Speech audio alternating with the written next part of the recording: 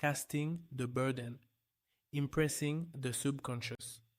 When man knows his own power and the working of his mind, his great desire is to find an easy and quick way to impress the subconscious with good, for simply an intellectual knowledge of the truth will not bring results. In my own case, I found the easiest way is in casting the burden. A metaphysician once explained it in this manner. He said, "The only thing which gives anything weight in nature is the law of gravitation, and if a boulder could be taken high above the planet, there would be no weight in that boulder, and that is what Jesus Christ meant when he said, 'My yoke is easy and my burden is light.'" He had overcome the world vibration and functioned in the fourth dimensional realm, where there is only perfection, completion, life, and joy. He said, "Come to me, all ye that labor and are heavy laden, and I will give you rest. Take my yoke upon you, for my yoke is easy and my burden is light." We are also told in the 55th Psalm to cast thy burden upon the Lord. Many passages in the Bible state that the battle is God's, not man's, and that man is always to stand still and see the salvation of the Lord. This indicates that the superconscious mind, or Christ within, is the department which fights man's battle and relieves him of burdens. We see therefore that man violates law if he carries a burden. And a burden is an adverse thought or condition. And this thought or condition has its root in the subconscious. It seems almost impossible to make any headway directing the subconscious from the conscious or reasoning mind, as the reasoning mind, the intellect, is limited in its conception and filled with doubts and fears. How scientific it then is to cast the burden upon the superconscious mind, or Christ within, where it is made light or dissolved into its native nothingness. For example, a woman in urgent need of money made light upon the Christ within, the superconscious, with the statement, "I cast this burden of lack on the Christ within, and I go free to have plenty." The belief in lack was her burden, and as she cast it upon the superconscious with its belief of plenty, an avalanche of supply was the result. We read, "The Christ in you, the hope of glory." Another example, one of my students had been given a new piano and there was no room in her studio for it until she had moved out the old one. She was in a state of perplexity. She wanted to keep the old piano but knew of no place to send it. She became desperate, as the new piano was to be sent immediately. In fact, was on its way with no place to put it. She said it came to her to repeat, "I cast this burden on the Christ within, and I go free." A few moments later, her phone rang, and a woman friend asked if she might rent her old piano, and it was moved out a few minutes before the new one arrived. I knew a woman whose burden was resentment. She said, "I cast this burden of resentment on the Christ within, and I go free to be loving, harmonious, and happy." The almighty superconscious flooded the subconscious with love, and her whole life was changed. For years, resentment had held in a state of torment and imprisoned her soul, the subconscious mind. The statement should be made over and over and over, sometimes for hours at a time, silently or audibly, with quietness but determination. I have often compared it to winding up a victrola. We must wind ourselves up with spoken words. I have noticed in casting the burden, after a little while, one seems to see clearly. It is impossible to have clear vision while in the throes of carnal mind.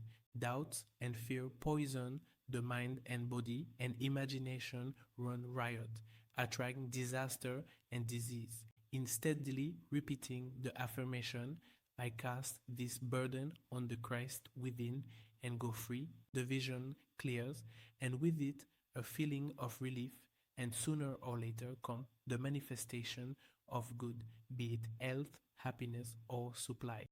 One of my students once asked me to explain the darkness before the dawn.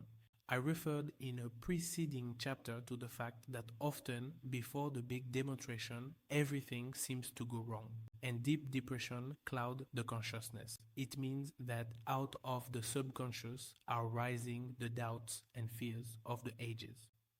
These old derelicts of the subconscious rise to the surface, to be put out. It is then that man should clap his cymbal like Jehoshaphat and give thanks that he is saved, even though he seems surrounded by the enemy, the situation of lack or disease. The student continued, "How long must one remain in the dark?" And I replied, "Until one can see in the dark." And casting the burden enables one to see in the dark. In order to impress the subconscious, active, faith is always essential. Faith without works is dead. In this chapter, I have endeavored to bring out this point.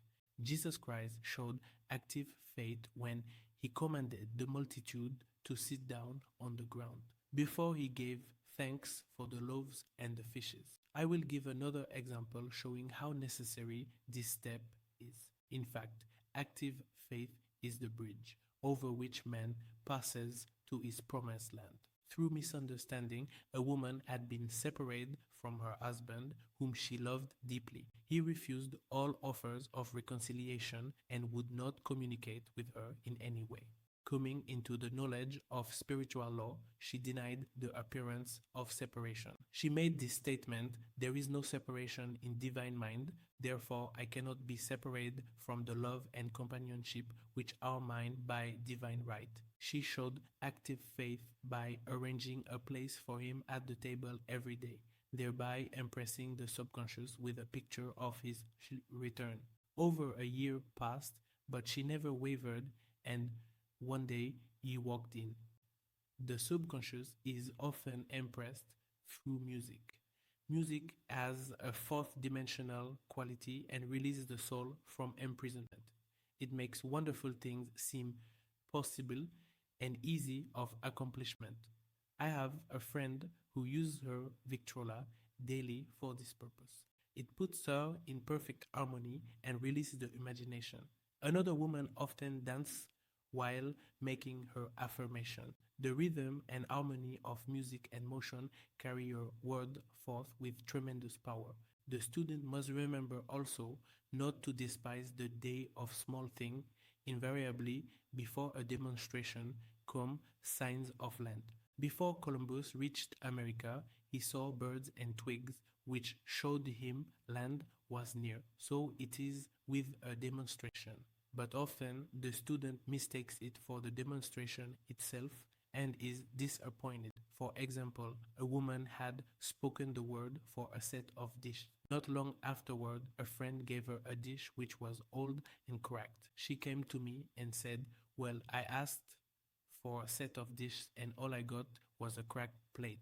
I replied, "The plate was only sign of land. It shows your dishes are coming. Look upon it as birds and seaweed." And not long afterward, the dish came. Continually making believe impresses the subconscious. If one makes believe he is rich and makes believe he is successful, in due time he will reap. Children are always making believe, and except ye be converted and become as little children, ye shall not enter the kingdom of heaven. For example, I know of a woman who was very poor, but no one could make her feel poor. She earned a small amount of money from rich friends who constantly remind her of her poverty and to be careful and saving. Regardless of their admonition, she would spend all her earning on a hat or make someone a gift and be in a rapturous state of mind. Her thoughts were always centered on beautiful clothes and rings and things, but without envying others. She lived in the world of the wondrous, and only riches seemed real to her. Before long, she married a rich man, and the ring and thing became visible. I do not know whether the man was the divine selection, but opulence had to manifest in her life, as she had imagined only opulence. There is no peace or happiness for man until he has erased all fear from the subconscious. Fear is misdirected energy and must be redirected or transmuted into faith. Jesus Christ said, "Why are ye fearful, O ye of little faith? All things are possible to him that believeth." I am asked so often by my students, how can I get rid of fear? I reply, by walking up to the thing you are afraid of. The lion takes its fierceness from your fear. Walk up to the lion and he will disappear. Run away and he run after you. I have shown in previous chapter how the lion of lack disappeared when the individual spent money fearlessly, showing faith that God was his supply and therefore unfailing. Many of my students have come out of the bondage of poverty and are now bountifully supplied through losing all fear of letting money go out. The subconscious is impressed with the truth that God is the giver and the gift. Therefore, as one is one with the giver, he is one with the gift. A splendid statement is, "I now thank God the giver for God the gift." Man has so long separated himself from his good and his supply through thoughts of separation and lack that sometimes it takes dynamite to dislodge this false idea from the subconscious. And the dynamite is a big situation. We see in the foregoing illustration how the individual was freed from his bondage by showing fearlessness. Man should watch himself hourly to detect if his motive for action is fear or faith. Choose ye this day whom we shall serve, fear or faith. Perhaps one's fear is of personality. Then do not avoid the people feared.